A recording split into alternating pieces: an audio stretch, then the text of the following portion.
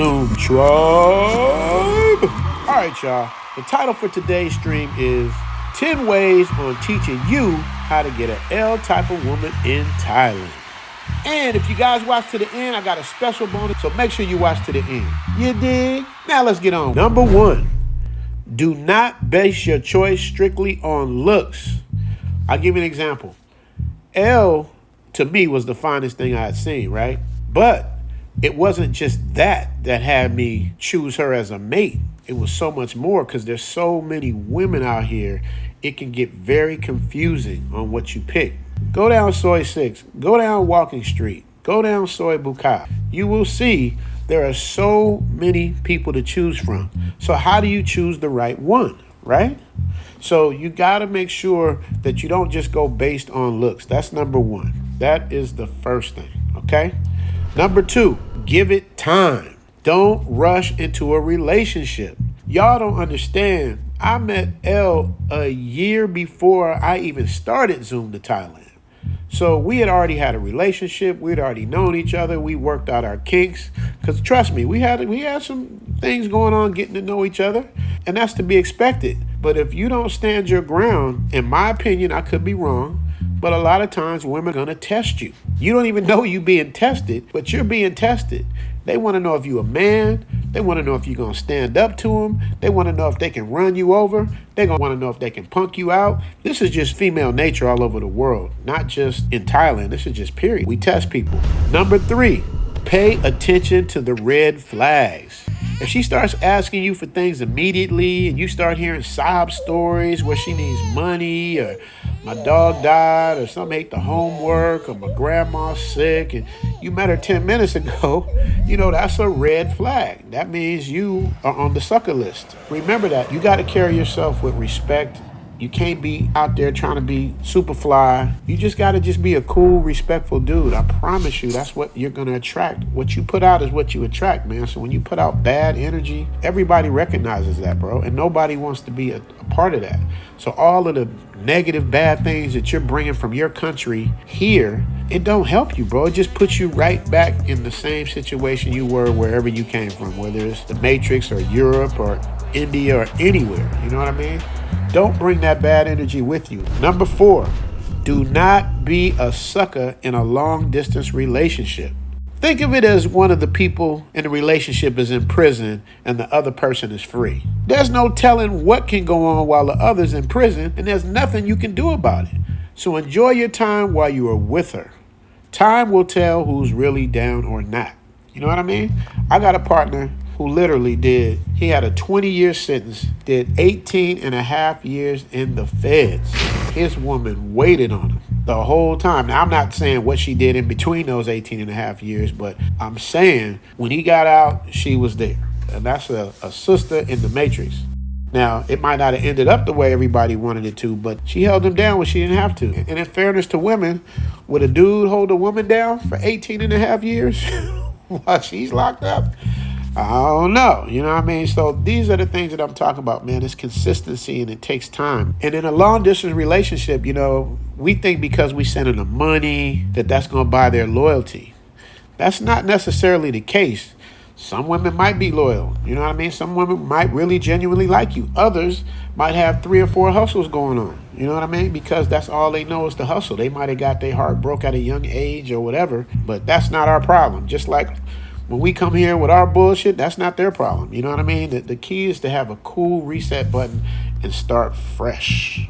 Number 5, learn the culture and the language if you can. Try to learn as much of it as you can, because this way you'll get a better understanding of the behavior, because it's totally different. Like me and Elle have an argument. We don't never argue, but whatever is close to an argument, we don't raise our voices at each other. We just cool off. She goes in her room. I'll go off and do my thing or whatever. Sometimes, she might go a whole day and not say nothing just because she doesn't want things to escalate, and neither do I. So the culture is different. Back where we're from, it's all about who yells the loudest, who gets the maddest, who turns up the most. But here, at least in my situation, it's not like that. It's like, dude, we're not letting it go past a disagreement. And this is how relationships last, but you got to pay attention to the signs. Number 6. This is one y'all been asking me about. Age difference. I'm 20 years older than L. People don't judge out here about age, but you have to be realistic. If you got a hot 22-year-old and you're a 62-year-old, you're going to get charged a beauty tax. One way or the other, you're going to pay. Every relationship is transactional. So when people say that word tricking and all of that stuff, to me, it's tricking when you end up being a sucker. It's tricking when you allow somebody to take advantage of you. To me, that's tricking. And Lil Wayne said it ain't tricking if you got it. It's hard for me because I don't even believe in Valentine's Day. So it's funny when people say tricking. For me, it's hilarious. What makes this place different than being in like quote unquote Western countries is that the women aren't really tripping off of looks as much. It's just like in the Matrix. Like a woman ain't tripping off your looks if you're famous or if you're powerful or if you got a lot of money or if you can kick everybody's ass. It's an alpha male type of thing. Women are innately the same. The difference is out here is they prefer stability and security over looks and youth, right? However, they're much more receptive to men they can be attracted to and show you off to their friends. You know what I mean? It goes both ways. I think that's how the women are. Women aren't really tripping on looks as much, but looks do help. Taking care of yourself does help. A person can't expect to come out here and be an absolute 0 and get a 10. You know what I mean? That's the same as how we say it at home. You know, women expecting all of this from a man, 6 feet, 6 figures, 6-pack, and they ain't got shit. Number 7, bar girls.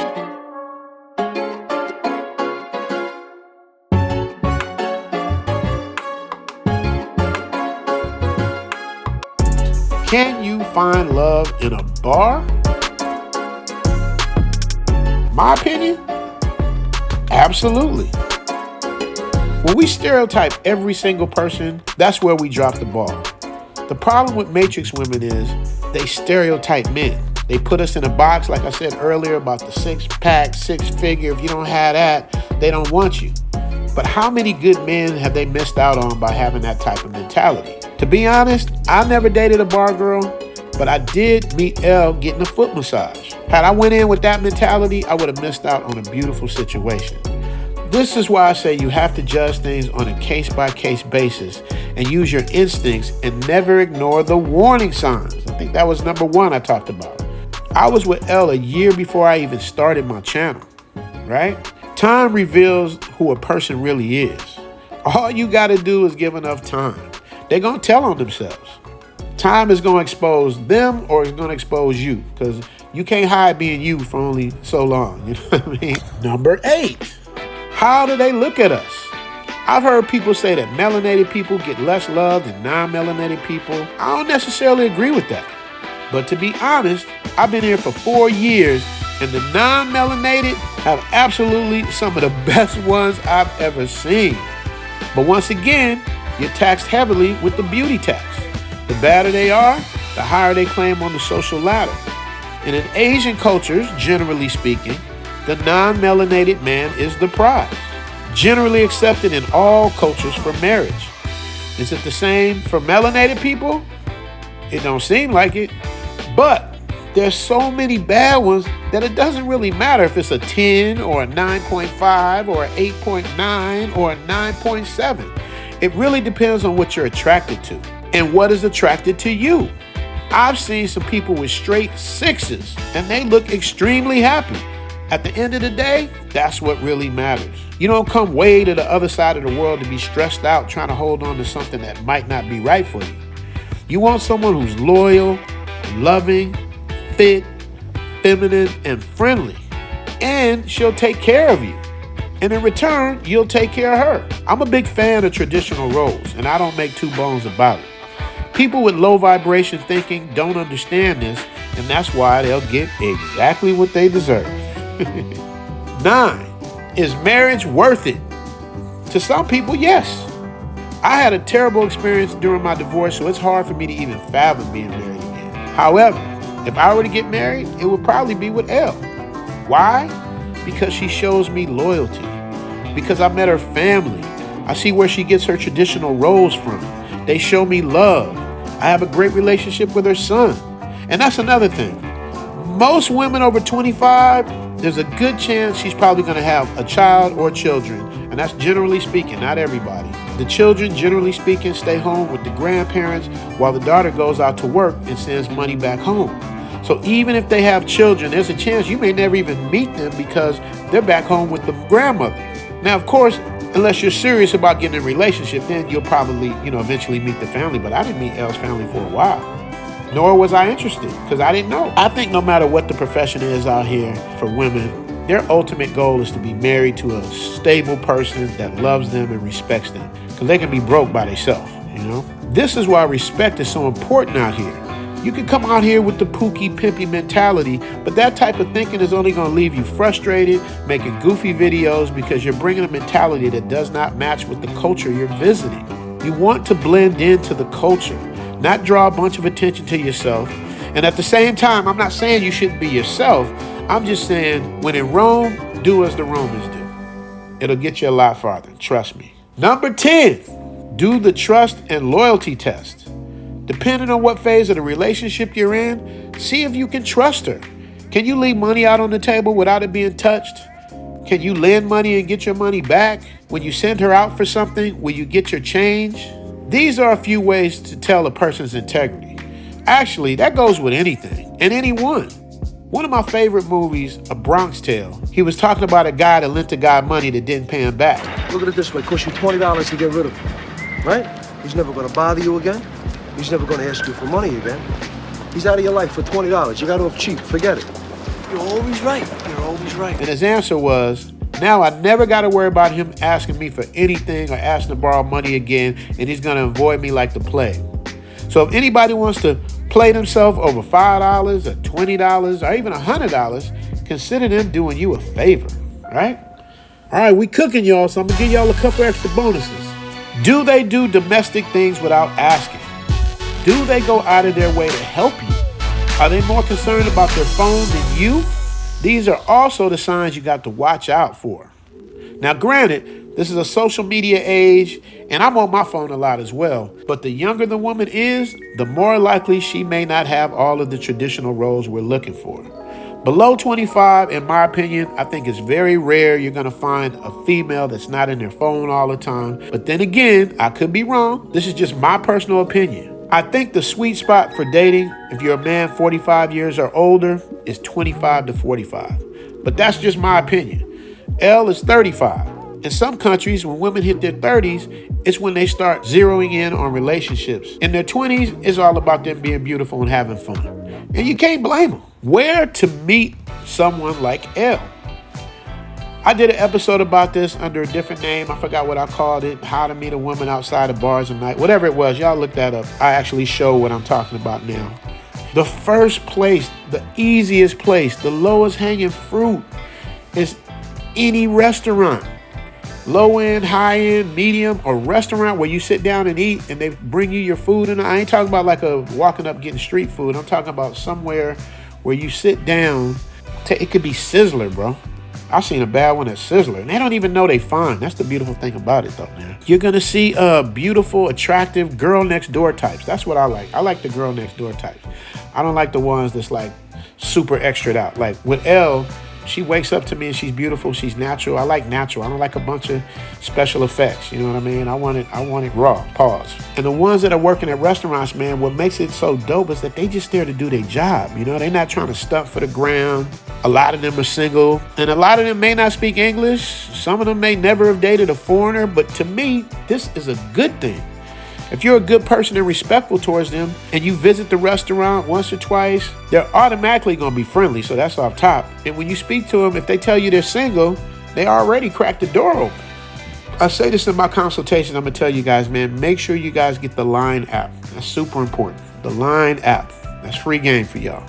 If they give you their line, it's a very good sign. See, I even made it rhyme. I would stay away from dating apps in Thailand. And don't get me wrong, I'm not saying you can't meet someone on the dating app. I'm saying that it's a lazy way of finding a good mate. Anything you have in life is worth working for. That's part of the dance. And like I said in the other episode, You can go to the doctor's office and get a checkup and meet somebody. You can go to the hospital and get a full physical and meet somebody. You can check into a nice hotel and meet somebody. You can look to rent or buy real estate and meet someone. You can go to the grocery store and meet someone. You can go to the mall and meet someone. I mean, the options are limitless. But the bottom line is, if you don't listen to the instructions I gave you, you're going to be a sucker and get licked. You guys, I need you guys to do me a favor. If you can afford it, join the Patreon, man, so I can give you guys exactly what you want to see and not be restricted by the YouTube guidelines. Once I get to 1,000 Patreon members, I'm literally going to create a channel over there dedicated to my diehard subscribers that really want the really, you dig? I got about 200 hardcore Patreon members now. Basic membership starts at $5. Zoom After Dark videos start at $25. I will personally look at your channel and help you with editing tips at the $50 level if that's what you want. Shout outs on the episodes, a Zoom to Thailand, or sponsorship credits $100 and up. I'm looking for the best of the best so we can put a team together that wants to take this thing to a conglomerate level. And you can bet your money it's gonna be a stone gas, honey. And if you made it this far, I got a bonus for you. I'm gonna knock $50 off my 1-hour consultations. $100 off for Patreon members 3 months or longer. All you have to do is Cash App Zoom to Thailand, $250 for non-Patreon members and $200 for Patreon members. In the subject line, type in "I watched till the end" with your email and phone number. Love to all you guys, man. Thanks for rocking with the Travel OG, and I'll see you on the other side. Zoom out. Zoom to Thailand, hope you coming too. Richie Mack, Travel OG with celebrity interviews. Get your passport, let's go. This is what you need for show. Brothers in Thailand and bikini babes at the beach. If you need more, he got it poppin'. Caddy of the day, we golfing. Really ain't a better option. Time to travel, like, subscribe, and leave a comment. Let's connect. Richie Mack, yeah, we steady vibing. Take a journey, let's get moving, cause we zooming right to Thailand. Hey, Richie Mack, Travel OG, let's go. And if you haven't joined yet, you should also consider joining our Patreon, where I can show you the things I can't show you on YouTube, as well as discounts on merchandise, consultations, throwback DJ mixes are made for you to listen, drive, and work out to. And most important, by joining the Patreon, you'll be able to get in direct contact with the Travel OG. You dig? Memberships start at $5 and you can cancel at any time. Oh yeah, and you might also want to join just to support your boy and keep the movement going. Appreciate y'all. Catch you on the next one.